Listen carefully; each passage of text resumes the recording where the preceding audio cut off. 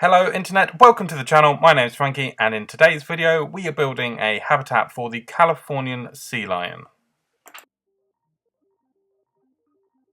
So in the last video we started to build the zoo entrance and we also built an habitat for our first animal in the zoo, which is a turtle. And now we're going to be moving into an area of the zoo that I'm referring to as the Temperate Hills. I have already sculpted out a massive hilly area with 2 levels of waterfall coming down into this little lake that I'm creating here, and this area is going to be for our Californian grey seal. To start with, I'm just sculpting it using the various terrain tools.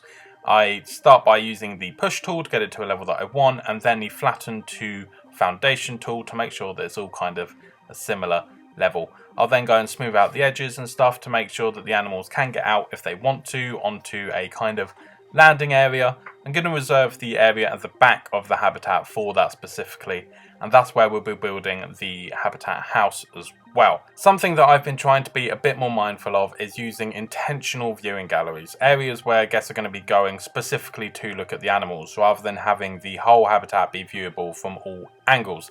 This means that we can better direct where our visitors are going. We can have our education boards be a bit more directed rather than kind of all spread out and a bit, I don't know, it just feels more efficient to have it all in one area. So I'm going to be creating an underwater viewing gallery at this end of the habitat, and you can see me digging a little trench further down in the area that we've got for our sea lions, to be swimming about in. And that is because at a deeper depth like this, they will have the deep diving animations, which are slightly different to their normal swimming animations.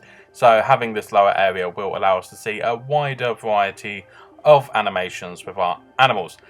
So this is our first intentional viewing gallery, the underwater viewing gallery. It also helps that we're having deeper water here because obviously you'll be able to see more through this glass area. And then we're also going to have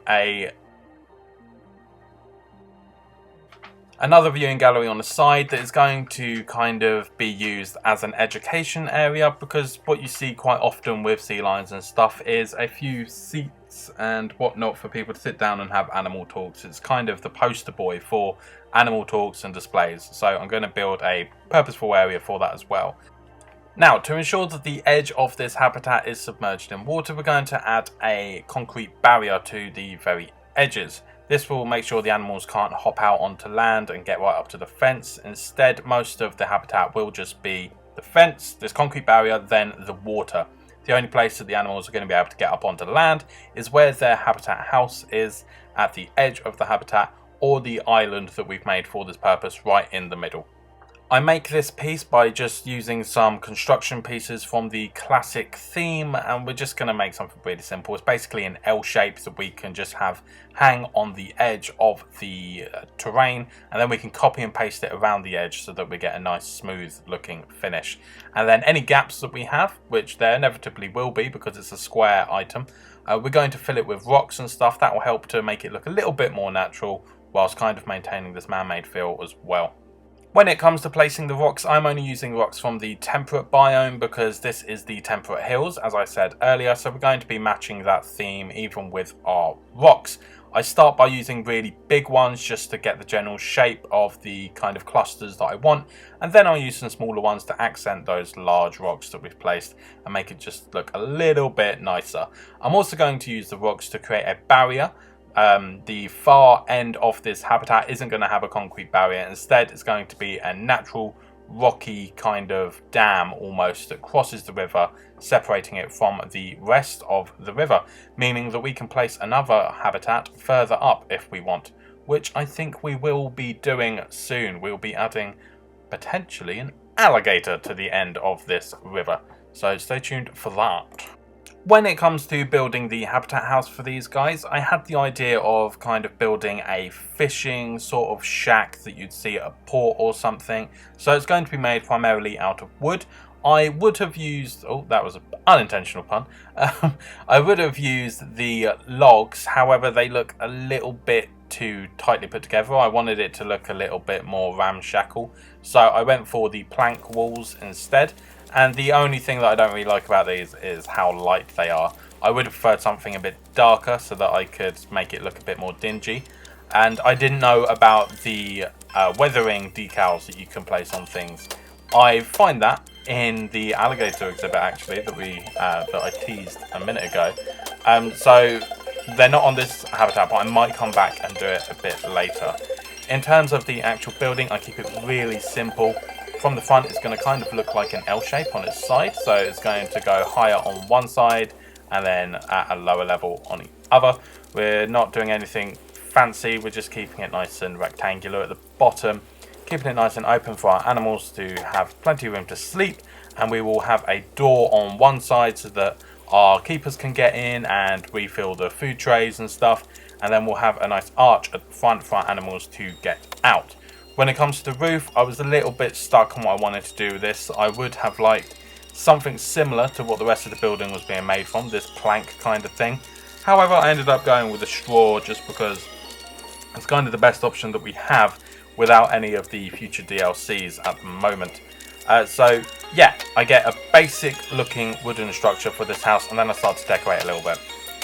I went into our animal signs and I found this wonderful sea lion that we got from the North America pack, and I popped that on the side of the building, and using the various letter shapes and stuff, we're going to call this place the landing zone, because obviously it's where our animals are coming to land before they go to sleep. When it comes to adding the actual barriers to this habitat to make sure that it does register as a habitat, we're going to use concrete barriers right at the back to kind of link it to the habitat house. Other than that, it's going to be null barriers so that we can use the items that we put in place to act as actual barriers. Going to run that through all of our blocks and stuff, or stones, sorry, that we put down earlier, and it will allow us to add a habitat door to our habitat house, which we can then link to our staff area, which is across the river, which means we're going to be having a staff-only bridge, which is kind of fun. Haven't done that kind of thing before. Yeah, once we've got that in place, we're going to move on to adding plants and stuff to this habitat. However, before we go adding our plant life, there is an issue, and that is the fact that our guests could, if they wanted to, just dive straight into this little lagoon and be lost forever. So I'm going to add a little fence to the edge of our concrete barrier. I'm not going to be making my own. I could, but instead I just go for the Planet Zoo fence, one that we've got as part of our decorations and stuff. It's going to do the job, and it just makes sure that our guests aren't going to be launching themselves in to cuddle these sea lions.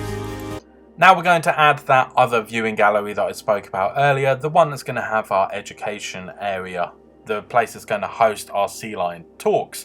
Now the idea is to have this area be slightly elevated so you can see down into the habitat. It's not necessarily going to hang over the edge of the habitat, but it will be elevated enough that you get a decent view. So to do that, I'm going to start with a raised area at the front that I can then link to the rest of the path, and raise up a little area at the back, leveling out the ground and stuff so that we can place our seating there. When it comes to decorations, I'm going to keep it really simple. I'm just going to be placing a bunch of rocks and some statues of the sea lions, because of course we need to add these lovely statues of sea lions. I just think it kind of works really well in this area. When it comes to placing our education boards, I'm going to place them directly on the railing that is placed as part of our raised path system. I'm going to use the advanced movement tools just to angle them so that they're not completely flat either way. They're kind of leaning towards our visitors, so it's easier to read and view for our guests. We're also going to pop down a couple donation bins because we need to be raising money for our beautiful sea lions. So this talk is hopefully going to help us raise some money for them. At least I think it would. We're also going to be placing the education talk stand, because otherwise our educators, which we're going to need to hire, won't know to come and do our educational talks here. It'll just be empty seating for no reason whatsoever. Once these essential bits are in place to make sure that this is actually a functioning area, we're going to add a couple benches and bins just to kind of allow our guests somewhere to sit. And when we eventually add shops and stuff to the zoo, they're going to need places to dispose of their rubbish. Otherwise, litter is going to become quite a big problem, as the paths are already quite long at the moment and there's not really anywhere to dispose of anything. So going to need to start adding those as we build, because I will forget and then litter will just swarm the entire zoo.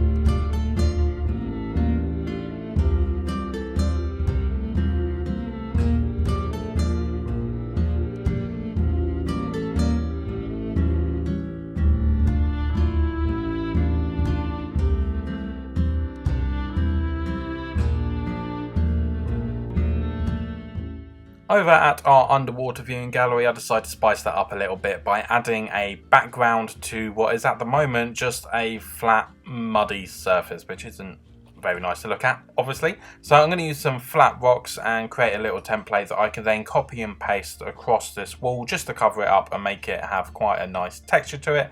And then I'm going to use some hanging plants and kind of just cover this area so that we've got a nice bit of greenery, a little bit of life, and it looks a lot less boring and a little bit more inviting.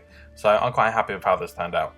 Another addition to this habitat that I haven't used before is the viewing domes. I'm going to place a couple of these under the water and then just have the entrance be at the side of the habitat. Really nothing fancy, but it just adds something pretty cool for the visitors in terms of their experience. So yeah, pretty easy to do actually. I thought it was going to be a bit more complicated, but no, it was pretty easy. Now I'm going to pop all of our enrichment items in this habitat, and we're going to start with the food ones. I'm going to sink the fish feeder right into the ground near the viewing gallery that is underwater. This will allow a really cool interaction for our guests to be able to see nice up and close. Now the rest of the food related enrichment items are going to go on the landing zone portion of this habitat, because that's where the keepers can access and they'll be able to refill the food nice and easily. And then the toys that they don't have to access are going to go on the island in the middle, and there will be some on the landing zone as well. I actually use the bowling pins and create kind of a triangle as if though they are playing bowling. And they like to charge at this and knock them all over, which is quite fun. And now that the wonderful animals have started to arrive, we can start to edit the terrain distribution and make sure that it fits their needs, which is primarily sand, which is awesome because it's going to give this habitat a really unique feel to it. It's not going to look like most of the other habitats in the zoo. It's actually going to look like a beach area, which is really cool. So up by the landing zone, we are going to cover that area completely in sand, and most of the island in the middle is going to be sand as well. As for the stuff on the bottom of the river, we're going to use rock because that just helps to make that look a bit darker, kind of suggesting that the water's really deep, and it helps to separate the two areas, which is really useful. Now it's time for my favourite part of any habitat build, and that is to add all the plant life. Unfortunately though, these guys really don't like that much. Their threshold for coverage is really, really low. So something that I do to kind of combat this, to make the habitat still look quite plant heavy, is to place a bunch of trees at the back of the habitat. Even though they're not in the habitat, it does help to really bulk out that kind of back portion, which helps to suggest that the habitat goes back further than you think it does when first looking at it. Aside from adding these trees, it's just a matter of using some short grass and sinking it into the ground, and the occasional bush here and there. I really can't do too much with this habitat, which is quite frustrating, but we do focus some underwater grass as well near the area that has the underwater viewing gallery. I'm not going to bother with the rest of the underwater areas because we're not actually going to be seeing that much, so we just want this front area to look the prettiest, where the guests are going to be seeing. And with these final bits of plant life and driftwood and stuff like that added to the habitat, we are done.